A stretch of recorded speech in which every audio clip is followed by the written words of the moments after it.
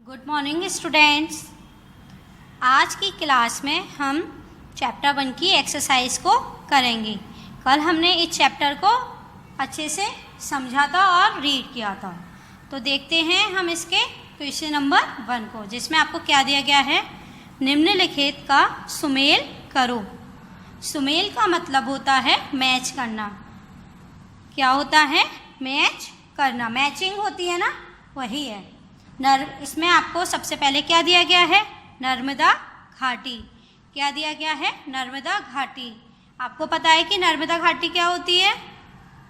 बताइए क्या होती है नर्मदा घाटी? बच्चों, नर्मदा घाटी वह घाटी है जो नर्मदा नदी के पास स्थित है। इस घाटी के पास रहने वाले लोग बहुत ही कुशल संग्राहक और शिकार करने वाले होते हैं। जब वे इस घाटी में रह रहे हैं तो उन लोगों को खाने पीने के लिए कुछ तो चाहिए। तो वे लोग क्या करते हैं? पहले के लोग क्या करते थे? शिकार करके उस शिकार को खाते थे और इससे अपना पेट भरते थे। तो नर्मदा घाटी को फिर हम किससे मैच करेंगे? आखेट तथा संग्रहण। किससे मैच करेंगे? आखेट तथा संग्रहण।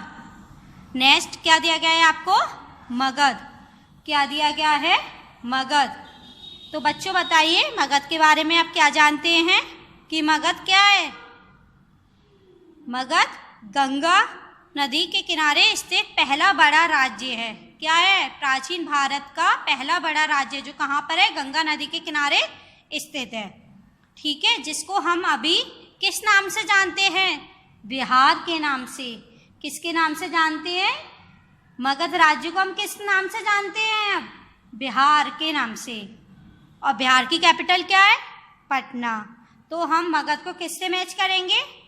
पहला बड़ा राज्य। किससे मैच करेंगे? पहला बड़ा राज्य। नेक्स्ट आपको क्या दिया गया है? गारो पहाड़ियाँ।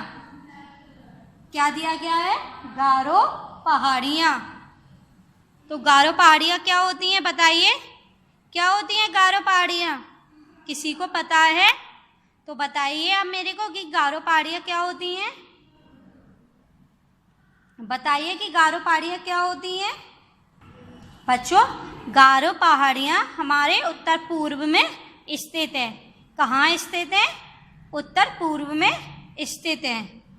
यहाँ पर सबसे पहले क्या किया गया था? सबसे पहले खेती की गई थी। और किसकी खेती की गई थी? सबसे पहले चावल की खेती की गई थी। क्या किया गया था? सबसे पहले खेती कहाँ हुई थी? गारो पहाड़ियाँ में। और किसकी खेती की गई थी? चावल की। तो हम गारो पहाड़ियाँ को किससे मैच करेंगे? बताइए किससे मैच करेंगे गारो पहाड़ियाँ को? आरंभिक कृषि।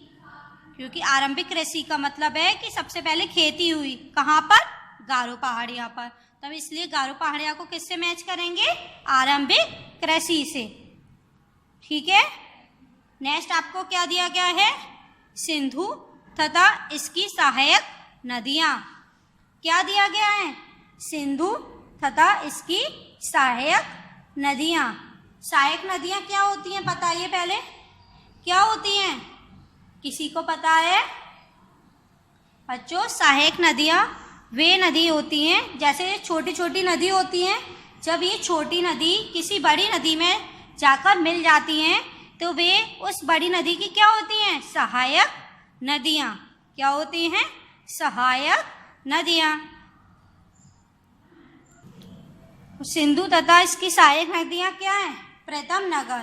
क्योंकि ये तो सभी जानते हैं कि नर्मदा घाटी और नर्मदा नदी के पास पहले सभी लोग रहते थे, लेकिन सबसे पहले नगर की स्थापना कहाँ हुई थी? सिंधु तथा इसकी सहायक नदियों के पास। कहाँ हुई थी? सिंधु तथा इसकी सहायक नदियों के पास। इसलिए हम सिंधु तथा इसकी सहायक नदियों को किससे मैच करेंगे? प्रथम नगर से। किससे मैच करेंगे? प्रथम नगर से। फिर इसमें सबसे लास्ट में आपको क्या दिया गया है? गंगा घाटी। क्या दिया गया है? गंगा घाटी। अब गंगा घाटी क्या है बताइए? इन आप में से किसी को भी पता है कि गंगा घाटी क्या है? तो बच्चों, गंगा नदी के पास के क्षेत्र को हम किस नाम से जानते हैं? गंगा घाटी के नाम से जानते हैं। तो गंगा घाटी के पास में जो भी नगर स्थापित हुए थे वे कितने वर्ष पूर्व के थे? किसी को पता है? बताइए, किसी को पता है? ये तो कल मैम ने आपको लर्न करवाया था ना, तो बताइए क्या है? गंगा घाटी को फिर हम किससे मैच करेंगे? लगभग 2500 वर्ष पूर्व के नगर से। किससे मैच करेंगे? लगभग 2500 वर्ष पूर्व के नगर से।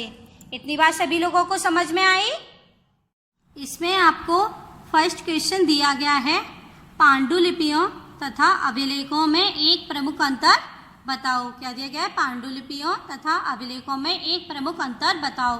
तो आप में से किसी को पता है कि पांडुलिपि क्या होते हैं और अभिलेख क्या होते हैं?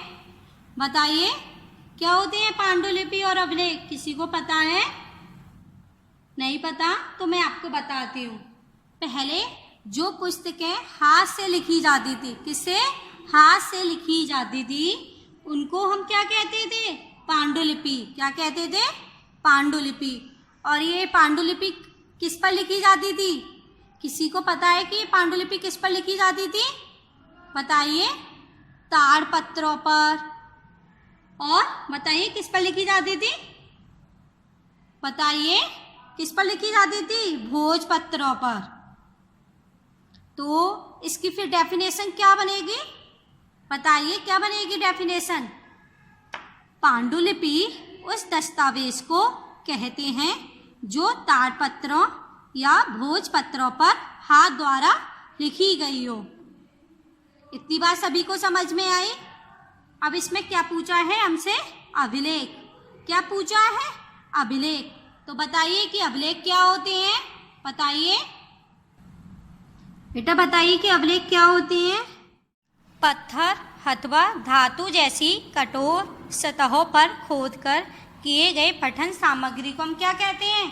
अभिलेख कहते हैं। अब अभिलेख की ज़रूरत हमें क्यों पड़ी? बताइए, अभिलेख की ज़रूरत हमें क्यों पड़ी? क्योंकि इससे पहले हम जो भी लेखा जोखा रखते थे वो किस पर रखते थे? पांडुलिपि पर। तो अब हमें अभिलेख की ज़रूरत क्यों पड़ी? क्योंकि पांडुलिपि किस पर बनी होती थी? ताड़पत्रों या भोजपत्रों पर। अब ये तो सभी को पता है कि पत्तों को कौन खा जाता है? कीड़े खा जाते हैं। तो इससे हम उन्हें अपने भविष्य के लिए सुरक्षित नहीं रख सकते थे। इसीलिए प्राचीन भारत में राजा महाराजाओं ने क्या किया? अब उन्होंने सोचा कि पांडुलिपि तो अधिक प्रयोग में नहीं हो सकती, तो उन्होंने अपना लेखा जोखा किस पर किया? पत्थरों पर या जो धातु होती है उन पर खोदकर उनको लिखवाया, जिससे कि उन्हें कौन देख सके? हम जैसे लोग भी उसे देख सकें। इतनी बात सभी लोगों को समझ में आई? अब इसमें आपको नेक्स्ट क्वेश्चन दिया गया है, रसीदा के प्रश्न को फिर से पढ़ो। इसके क्या उत्तर हो सकते हैं? क्या दिया गया है? रसीदा के प्रश्न को फिर से पढ़ो, इसके क्या उत्तर हो सकते हैं? बताइए क्या है? आपको पता है कि रसीदा का क्या प्रश्न था? बताइए। ये तो आपको चैप्टर के स्टार्टिंग में ही दिया गया है कि रसीदा का क्या प्रश्न था। एक दिन रसीदा अखबार पढ़ रही होती है, तो उसकी नज़र एक खबर पर पड़ रही। किस पर पड़ी? एक खबर पर पड़ी, जिस पर क्या लिखा हुआ था? 100 साल पहले। क्या लिखा था? 100 साल पहले। अब रसीदा ये सोचने लगी कि हम अपने अतीत के बारे में कैसे जान सकते हैं, है ना? यही तो कि अब वो यही तो सोचेगी कि हम अपने अतीत के बारे में कैसे जान सकते हैं। तो उसका क्या प्रश्न हुआ कि हम अपने अतीत के बारे में कैसे जान सकते हैं? तो इसी का आंसर हमें यहाँ पर देना है। तो कैसे लिखेंगे हम इसे? हम अतीत के विषय में पांडुलिपियों और अभिलेखों का अध्ययन करके जानकारी प्राप्त कर सकते हैं।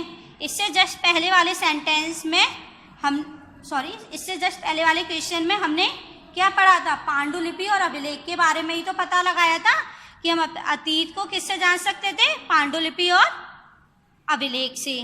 तो हम यहाँ पर ये भी लिख सकते हैं कि हम अपने पांडुलिपि और अभिलेखों का अध्ययन करके जानकारी को प्राप्त कर सकते हैं।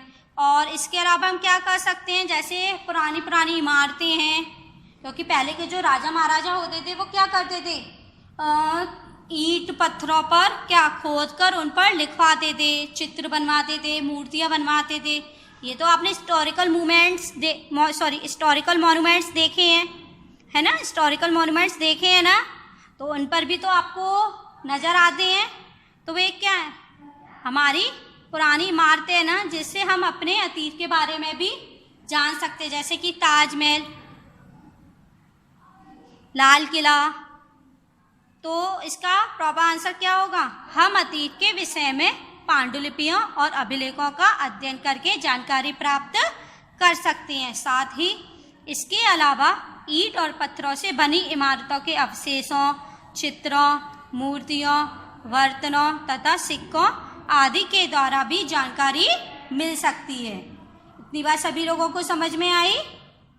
इसमें आपको नेक्स्ट क्वेश्चन दिया गया है, पुरातत्वविदों द्वारा पाई जाने वाली सभी वस्तुओं की एक सूची बनाओ। इनमें से कौन सी वस्तुएं पत्थर की बनी हो सकती हैं। आपको पता लगाना है कि प्राचीन काल में कौन कौन सी वस्तुएं मिली थी और इनमें से कौन सी वस्तुएं पत्थर की बनी हो सकती हैं। ये तो आपको चैप्टर में दिया गया है कि चैप्टर में हमने क्या क्या खोजा था, तो इसी का आंसर हमें यहाँ देना है। तो देखिए इसका आंसर, पुरातत्वविदों द्वारा पाई जाने वाली वस्तुएं, आपको क्या क्या मिला था, सिक्के, हथियार, आभूषण, चित्र तथा मूर्तियाँ। ये तो आपको इमारतें वगैरह मिली थी कि नहीं मिली थी, औजार भी मिले थे, हड्डियों के अवशेष और पत्थर तथा ईंटों से बनी इमारतों के अवशेष। हमने ये सभी वस्तुएं अपने प्राचीन काल में देखी। अब इनमें से कुछ वस्तुएं किससे बनी थी, पत्थर से। अब पत्थरों से क्या क्या बनना था, इमारतें, बिल्डिंग तो पत्थर से ही बनेगी। हथियार, पहले के लोग किसके बने हुए हथियार प्रयोग करते थे, किससे बने हुए हथियार प्रयोग करते थे, पत्थरों से बने हुए। शिकार करने के लिए भी किसका हथियारों का प्रयोग करते थे, हथियार किसके बने होते थे, पत्थर से ही बने होते थे, भाला, है ना। और नंबर 3 औजार, नंबर 4 मूर्तियाँ। अब मूर्तियाँ किसकी बनी होती है, मिट्टी से। और पहले की मूर्तियाँ किससे बनती थी, पत्थर से। पत्थर को तोड़ तोड़ कर उनको मूर्ति की आकृति दी जाती थी। इतनी बात सभी लोगों को समझ में आई। इसमें आपको नेक्स्ट क्वेश्चन दिया गया है, साधारण स्त्री तथा पुरुष अपने कार्य का विवरण क्यों नहीं रखते थे, इसके बारे में तुम क्या सोचती हो। तो बताइए कि पहले के लोग अपने कार्य का विवरण क्यों नहीं रखते थे। इनके कोई रीजंस भी तो हो सकते हैं, तो बताइए इनके क्या क्या रीजंस थे, बताइए। इनके बहुत से रीजन थे, जैसे कि पहले के लोग पढ़े लिखे नहीं थे, और सबसे मेन बात कि वे गरीब थे, उनके पास इतना पैसा नहीं था कि वे अपने कार्य का विवरण रख सके। जैसे कि हम लोग अभी रखते कि नहीं रखते कि आज हमने कितना काम किया और हमें अपने कल के लिए क्या करना है, ये तो सभी लोग जानते हैं। तो इसको हम कैसे लिखेंगे, देखिए इसके निम्नलिखित कारण हो सकते हैं। साधारण स्त्री तथा पुरुष अपने कार्यों के विवरण को इतना महत्वपूर्ण नहीं मानते थे कि उनका विवरण तैयार किया जाए।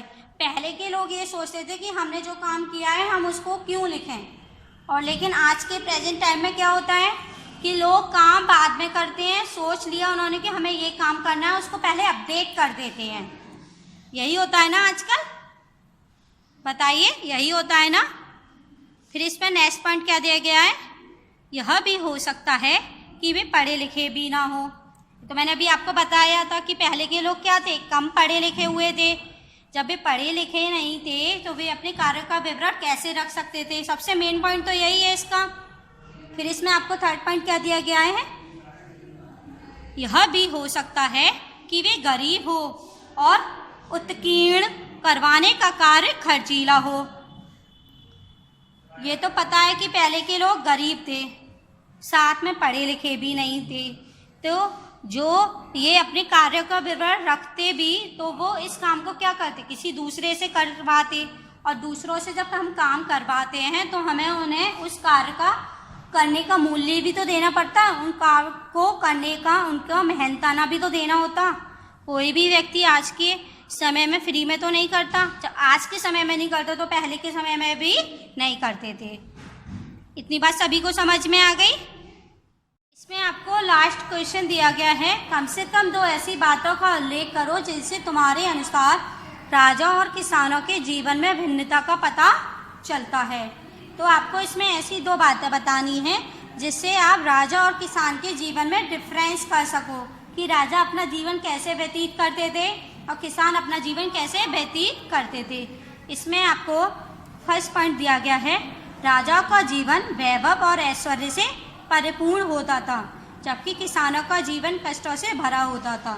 ये तो सभी जानते हैं कि राजा अपना जीवन शान शौकत से व्यतीत करते थे, जीवन यापन करते थे, क्योंकि उनके पास सब कुछ था, घोड़े, गाय, रुपया, पैसा, ज़मीन, सब कुछ था, सोना चांदी, उन्हें किसी भी चीज़ की कमी नहीं थी। वो अपना जीवन जैसा चाहे वैसा व्यतीत कर सकते थे। लेकिन किसान क्या था, इसके विपरीत था। किसान को 2 वक्त की खाना तभी मिलता था जब वे पूरे दिन खेतों में काम करते थे। बताइए, इतनी बात सभी लोगों को समझ में आई? जब वे पूरा दिन खेतों में काम करेंगे और उन्हें उसके अनुसार ही कुछ मेहनताना ना मिले तो उनका जीवन कैसा होगा, कष्टों से भरा होगा कि नहीं होगा? आप लोग ही समझिए कि जैसे कि आपको पूरा दिन काम करवाया जाए और उसके अकॉर्डिंग आपको इतना उसका प्राइस नहीं दिया जाए तो क्या होगा? बताइए क्या होगा? आपका जीवन भी तो कष्टों से भरा होगा। फिर इसमें नेक्स्ट पॉइंट आपको क्या दिया गया है, राजा अपनी विजयों का लेखा जोखा रखते थे जबकि किसान अपने कार्यों का लेखा जोखा नहीं रखते थे। जब उनके पास सब कुछ था, पैसा था, रुपया, ज़मीन वगैरह सब कुछ था, तो वे क्या करते थे, वे अपनी हर चीज़ का लेखा जोखा रखते थे कि कितना चीज़ उनके पास है और कितना दूसरे के पास है। और इसके विपरीत क्या था कि किसान गरीब था, उसके पास सिर्फ 2 वक्त की रोटी थी, तो वे अपने कार्यों का लेखा जोखा नहीं रखते थे और उनको यही नहीं पता होता था कि उन्होंने एक अपने जीवन में क्या किया है। इतनी बात सभी लोगों को समझ में आ गई? आपको ये क्वेश्चन समझ में आए? तो बच्चों, आपका आज का होमवर्क है कि आपको ये एक्सरसाइज और ये क्वेश्चन आंसर लर्न करके अपनी हिस्ट्री की नोटबुक पर राइट करने हैं। ओके, कल हम फिर मिलेंगे। Bye bye.